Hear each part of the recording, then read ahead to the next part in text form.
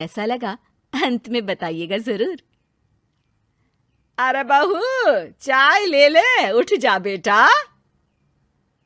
अरे मम्मी रहने देती ना, मैं उठ तो रही थी।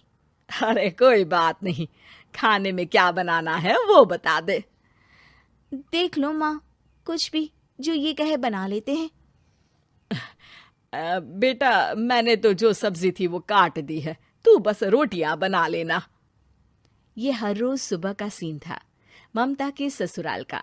एक दिन पड़ोसन कहती है, अरे बहन जी, सारा दिन काम करती रहती हो, थकती नहीं क्या आप? बहू क्या करती रहती है सारा दिन? अरे वो भी कुछ ना कुछ करती ही रहती होगी। अब इतनी भी बूढ़ी तो नहीं हूं मैं जो बैठ जाऊं कि सामने काम पड़ा है और मैं बैठ ही रहूं। अरे लेकिन बहू की तो आदत खराब हो जाएगी जब सारा काम आप ही कर दोगी। अरे ठीक है ना, कम उम्र में हमारी भी शादी हुई थी। अब आजकल के पढ़ने लिखने वाले बच्चों को सारी जिम्मेदारी लेने में भी तो वक्त लगता है। बहू है तो क्या हुआ, मेरी बेटी की उम्र की ही है ना। एक उसे भी देख लो, चाय बनाने के सिवा आता ही क्या है। ममता से सारी बात करती है। हाँ, मम्मी जी ही ज्यादा काम करती हैं, इसमें कोई दो राय नहीं है। लेकिन मैं भी क्या करूं, ऑफिस और घर के बीच जो वक्त मिलता है उसी में काम कर लेते हैं, है ना। दिन बीत रहे थे। सास बहू के बीच की बॉन्डिंग अच्छी थी, लेकिन जब बहू माँ बनती है तो जो थोड़ा बहुत काम किया करती थी वो भी छोड़ देती है। बहू, ये ले, तेरे लिए बनाया है। इसको खाने से बच्चा और तू दोनों स्वस्थ रहेंगे। ठीक है माँ जी। माँ जी, वो बच्चे के लिए गद्दे जो सूख रहे हैं ना छत पर, जरा ले आइए ना। तभी वहां पति आ जाता है। अरे माँ रुको, मैं ले आता हूँ, तुम मेरा खाना लगा दो। माँ किचन में चली जाती है। पता है, बगल वाली डॉली है ना, वो लोग हमारी साइड के हैं। उसकी सास ने तो उसकी हड्डियों को मजबूत करने वाले लड्डू बनाए हैं। उसे भी बच्चा हुआ है ना। पता नहीं मम्मी जी क्या पानी सा उबाल कर दे देती है, मैं तो बस वही खा लेती हूँ। अरे तो तुम्हारे साइड बनता है तो तुम अपनी माँ से बोल दो, वो बना देंगी। आहा, माँ की तबीयत ठीक नहीं रहती, तुम जानती हो ना, कैसे बनाएंगी वो। अरे क्या हो गया सासू माँ को? कल तक तो फेसबुक में किटी की फोटो डाल रही थी। अच्छा अच्छा, चुप रहिए। डॉली की सास ने मनाया है, तुम लोगों का भी तो फर्ज बनता है। तभी वहां सास आ जाती है। ये ले बहू, गर्म पानी की बोतल, गर्म पानी पीने से पेट अंदर हो जाएगा। नहीं नहीं माँ जी, गर्म पानी पीने से प्यास नहीं बुझती। अरे पी लेना बेटा। वो बगल वाली डॉली को तो जानती है ना, जो तुम लोगों के साइड की है। तेरे साथ ही उसका भी बच्चा हुआ था। बेचारे का कोई ख्याल रखने वाला नहीं, सारा काम करती है और रात में बस एक लड्डू खाकर सो जाती है। पेट तो लटक ही गया है और बच्चा तो कितना कमजोर सा है उसका। अच्छा माँ, क्या बात है, डॉली की ये हाल है? क्यों मैडम, क्या कहना है आपका?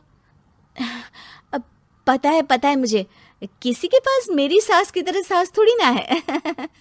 नहीं नहीं बेटा, ऐसा नहीं है। मेरे लिए तो तुम सभी मेरे बच्चे जैसे ही हो।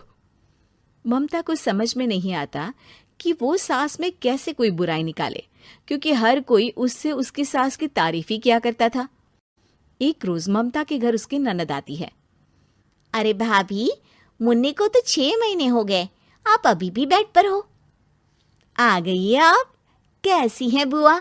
बच्चा होने के 6 महीने बाद आई हैं आप। भाभी, अमेरिका दूर है ना, तो वक्त लग जाता है। अब इनकी छुट्टी अभी थी तो सभी आ गए। वैसे माँ कहाँ है?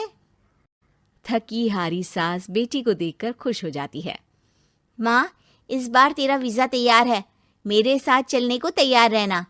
हाँ हाँ बेटा, मैं तैयार हूँ। अरे ऐसे कैसे माँ, मैं कैसे मैनेज करूंगी?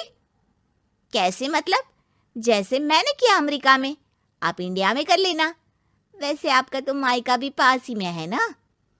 हाँ वो तो है, लेकिन वहाँ माँ के पास वक्त नहीं होता। ईश्वर भक्ति में उनका सारा समय चला जाता है। भाभी, बेटी परेशान हो तो माँ का ध्यान आरती में कैसे लग सकता है? समझ में ही नहीं आता। वैसे भी अब माँ को मैं अपने साथ ले जा रही हूँ। माँ को विदेश घूमने का शौक है ना। ममता मन मारकर चुप हो जाती है, लेकिन मन ही मन सोचती है कि वो कैसे सारा काम मैनेज करेगी। पति का खाना, नाश्ता, मुन्ने को नहलाना, धुलाना, फिर रात भर इसके लिए दूध तैयार करना। माँ तो सारा काम करती थी। हे भगवान, ना भाई ना। क्या हुआ भाभी?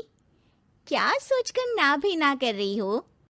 अरे कुछ नहीं, बस बच्चे के बाद से ही कमजोरी ज्यादा हो गई है ना, तो अचानक से बड़बड़ाने लगती हूँ मैं। अगले दिन ममता अपनी माँ को फोन करती है। राधे राधे। माँ मैं क्या करूँ, मेरी सास तो अमेरिका जा रही है बेटी के पास। अब घर का सारा काम, बच्चा, सब कैसे मैनेज करूँगी। तू आ जाना माँ कुछ महीनों के लिए मेरे पास। अरे ना ना ममता, मेरे बस की बात नहीं है काम धाम। अरे तू तो जानती है ना, मैंने तो तेरे भाई की शादी भी गरीब गांव की लड़की से इसीलिए ही की थी कि वो चुपचाप घर का सारा काम करे। वैसे भी अब तो आदत भी नहीं रही मेरी काम करने की। ममता को माँ पर बहुत गुस्सा आता है। ठीक है माँ, देख लूंगी मैं, लेकिन मेरी मुसीबत के वक्त आप मेरा साथ नहीं दे रही है। अब भूल जाना मुझे। ममता गुस्से में आकर फोन रख देती है और रोने लगती है, लेकिन बेचारी करे भी तो क्या। अब सास और ननद दोनों घर का काम करते, नेहा आराम करती, लेकिन अब आराम में भी उसे चिंता रहती। और फिर वो दिन भी आ जाता है जब ननद का जाने का वक्त आ जाता है। भाभी मैं जा रही हूँ, अपना और मुन्ने का ख्याल रखना। ममता सास को देखती है और गले लगकर रोने लगती है। माँ जल्दी आ जाना। सास मुस्कुराकर कहती है, कहाँ से ममता, मैं कहीं नहीं जा रही। मैंने देखा कि मेरे जाने की बात से ही तू परेशान हो गई थी, इसीलिए मैंने अपना जाना कैंसिल कर दिया है। तू चिंता ना कर, मैं तेरे साथ ही रहूंगी। ममता को अपनी माँ की बात याद आती है कि कैसे उसके कहने पर भी ममता की परेशानी को समझने की बजाय उसने मना कर दिया, जबकि सास ने बिना कुछ कहे बहू की समस्या पढ़ ली। हाँ माँ, हम सब साथ चलेंगे बाद में दीदी के घर अमेरिका। आज से आप रानी बनकर रहना और मुन्ने को देखना। मैं समझ चुकी हूँ कि मेरा फर्ज क्या है।